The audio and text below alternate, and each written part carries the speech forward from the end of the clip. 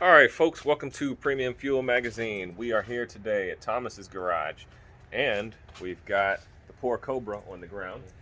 And basically, we're going to be doing a little bit of stuff today. As you can see, we got the wheels on there. You can kind of see that wheel fitment going on.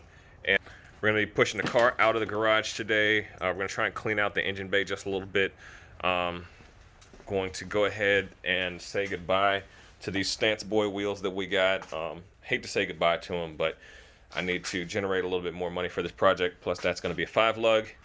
And not sure if we're going to have much time to do anything else today, but I really wanted to show you guys what the car looks like as it comes together.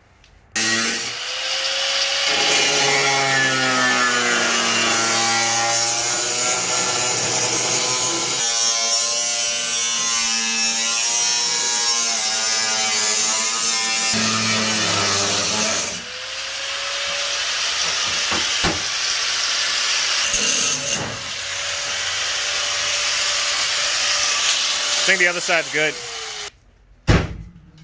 There it goes. Fucking hell. All right, so we freed up the wheel clearance, so now it can roll. Rest assured, there will be much more cutting to come. Oh yeah. And we're gonna go ahead and take a look at this thing in the daylight. Oh yeah, you'll have to kick the wheels each way. I can already see it. No, it needs a turn.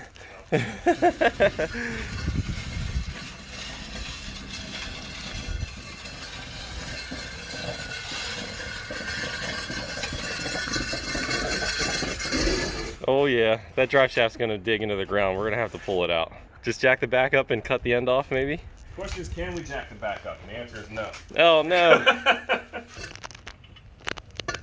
Alright, under the car, folks. And we're looking at how to remove the drive shaft here. What do you think, Stu? We unbolting it or are we cutting it? So we can unbolt the drive. Well, you know what? Maybe just tie it up into the car somehow, maybe through the shift hole? Because Yeah, that PPF's going to dig into the ground too. Yeah, let's zip tie the drive shaft to the thingy and then tie the thingy up. We'll tie some thingies up. Yeah. Something like that.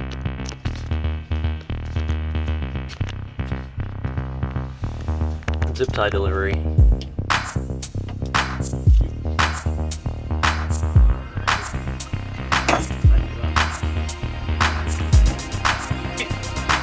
We'll see how many rotations we get before the drive shaft breaks the zip tie loop that you made.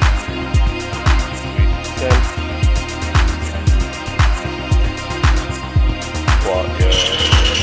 It's got so much squat.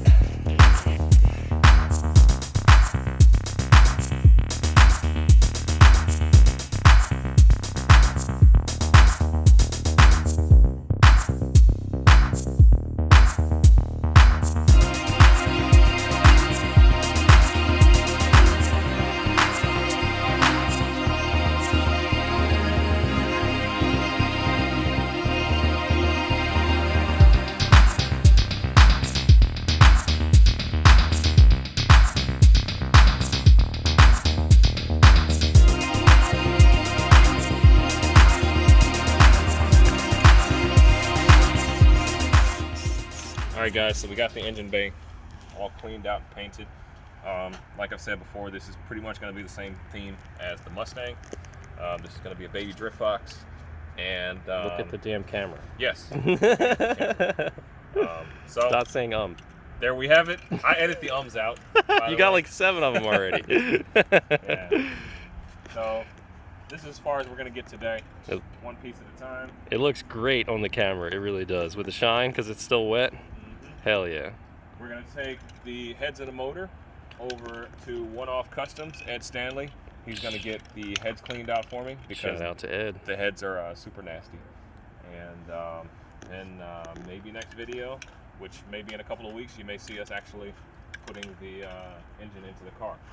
There will be a couple of things before that, but we're going to do that very soon. Hell yeah. Miata gang. Buy Miata. Buy Bitcoin.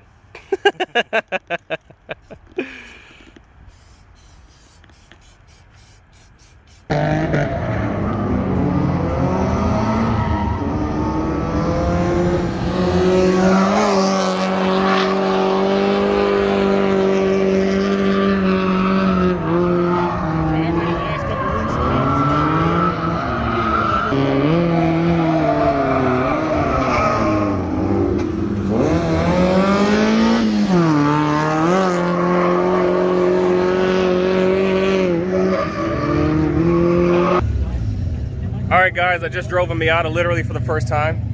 You guys know I'm building the Miata, and I haven't even actually sat in my car. You got Instagram? Yeah, at the man with no beef. There's no spaces, just at the man with no beef. All right. I appreciate you so much for letting me drive this car. Yeah, no problem. It was a blast riding in it. I don't know if we got footage. Maybe Thomas got some footage. This is a NB style Miata. It's very similar to what we're building here on the channel, and I really enjoyed it. So pretty much my contingency plan was if I didn't like these things, I was going to trade it and get a Corvette. And I can say right now, there's no possibility of me. Corvettes. Yeah, Miata's Corvette's only. not going to happen. Miata So only. the 302 Miata is 100%. That's awesome. Yeah, so appreciate you. Yeah, no problem. It was a Yeah. blast letting you drive it. Thanks Awesome. for driving it, man. Yep. Catch you next time.